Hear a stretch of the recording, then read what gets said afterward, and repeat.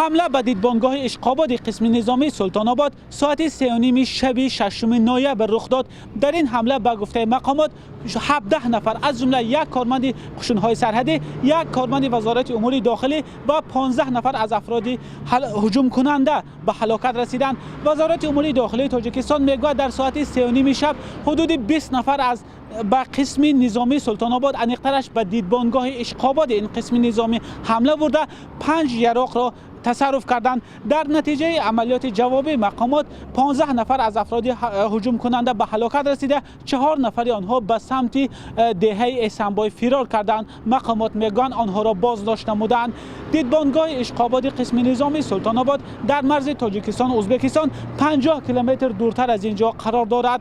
اینجا آخرین نقطه بود که ما توانستیم به آنجا حاضر شویم، چون از این به بعد کارمندان مقامات قدرتی به ما اجازه ندادند راهمان را ادامه داده به جای حادثه نزدیک شویم. کارمندان نهادهای قدرتی تاجیکستان در درآمدگاه جماعتی دهات لاهور ناحیه رودکی دیدبانگاه گذاشته. همه اشخاصی را که به آنجا وارد میشوند پر تفتیش میکنند و بعد تفتیش اسناد و ماشین هایشان به آنها اجازه ادامه راه میدن.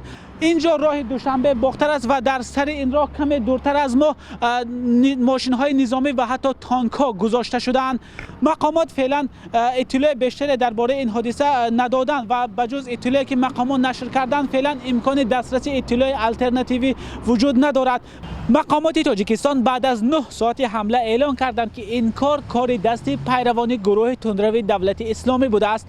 به اطلاع دفتر مطبوعات نیروهای مرزبانی تاجیکستان، پیروان گروه تندروی دولت اسلامی شب 3 نوامبر از ولسوالی قلعه زال ولایت کندوز افغانستان به حدود ناحیه قبادیان تاجیکستان وارد شده دیدبانگاه اشقاباد را برای خود مکان مناسب انتخاب کرده به زد و خورد مسلحانه شروع کردند.